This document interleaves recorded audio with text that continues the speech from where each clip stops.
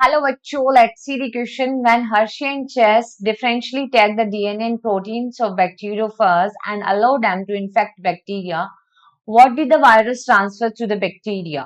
Option A, radioactive phosphorus and sulfur. Option B, radioactive sulfur. Option C, DNA. And option D, both B and C are correct. So firstly, see about the key concept for this question. And here we are going to discuss about the Hershey and chess experiment. तो देखो, Hershey and chess experiment से हमें पता चलता है कि जो DNA होता है वही ट्रांसफर होता है। ठीक है, इस एक्सपेरिमेंट से DNA is a genetic material, इस बात का प्रूफ मिलता है। तो इसको हम एक्सपेरिमेंट से समझते हैं कि किस तरीके से उन्होंने देखा।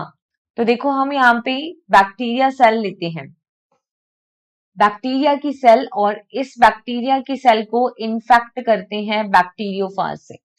तो हम देखते हैं कि ये जो बैक्टीरियोफाज है विच इन्फेक्ट द बैक्टीरिया, ये बैक्टीरियोफाज, ये उसका प्रोटीन कोट होता है। तो हम यहाँ पे 2 बैक्टीरियल सेल लेते हैं और उनका इन्फेक्शन कोज कराते हैं बैक्टीरियोफाज से।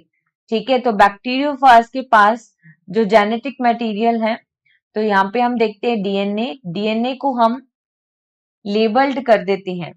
ठीक है, तो ये क्या है, this is bacteriophage and here is also bacteriophage.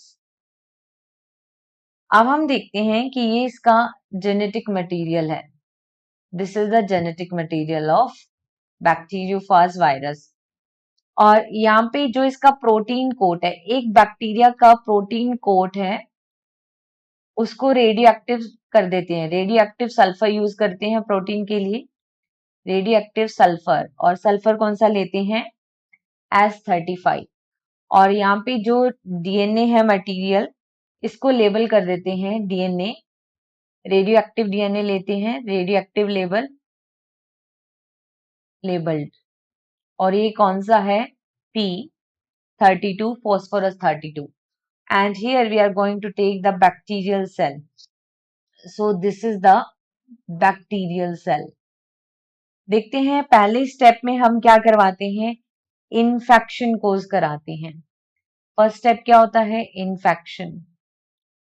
तो ये जो बैक्टीरियोफाज है, इट कोज इन्फेक्शन, ये क्या कोज करेगा, इन्फेक्शन कोज करता है। जैसे ही इन्फेक्शन कोज किया, तो ये अपना जेनेटिक मटेरियल क्या करेगा, ट्रांसफर कर देगा बैक्टीरियल सेल में। ये बैक्टीरियल सेल है। सेकंड में क्या होता है, ब्लेंडिंग होगी। Second step is the blending. यहाँ पे ये जो दोनों बैक्टीरिया का जेनेटिक मटेरियल है यहाँ आ गया, और सेल के अंदर बैक्टीरियल सेल में क्या होगा, बैक्टीरियल सेल का जेनेटिक मटेरियल। उसके बाद हम देखते हैं, फर्स्ट स्टेप इन्फेक्शन कराया, देन ब्लेंडिंग की, then we take centrifugation. Centrifugation हम कराते हैं।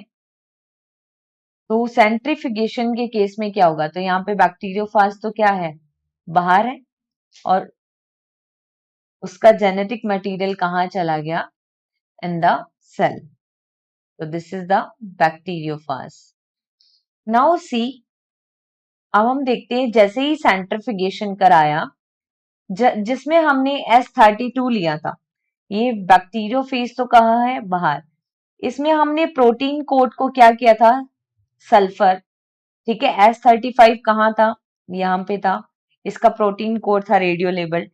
और हमें इस सेल के अंदर कोई भी रेडियो एक्टिविटी डिटेक्ट नहीं हुई, क्योंकि इसका डीएनए तो नॉन रेडियो एक्टिव था। और फिर यहाँ पे हम देखते हैं कि ये no radioactivity in cell, और इसकी जो रेडियो एक्टिविटी डिटेक्ट हुई वो सुपरनेटेंट में, रेडियो एक्टिविटी डिटेक्टेड इन सुपरनेटेंट, सुपरनेटेंट में डिटेक्ट हुई। और यहाँ पे हमने देखा कि जिसमें हमने डीएनए को रेडियो एक्टिव लेबल्ड किया था, तो इसमें हमें रेडियो एक्टिविटी डिटेक्ट हुई थी सेल में। ठीक है, रेडियो एक्टिविटी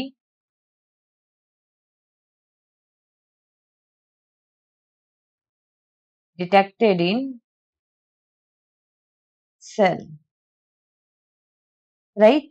और इसमें सुपरनेटेंट में कोई रेडियो एक्टिविटी नहीं थी, no radio activity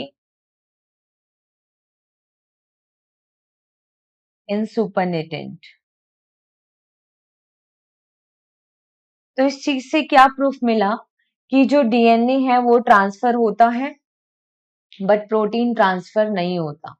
now see the statement कि यहाँ पे रेडियो एक्टिव फॉस्फोरस ट्रांसफर हो रहा है, ठीक है। What did the virus transfer to bacteria? Radioactive phosphorus transfer हो रहा है बट सल्फर नहीं, रेडियो एक्टिव सल्फर नहीं।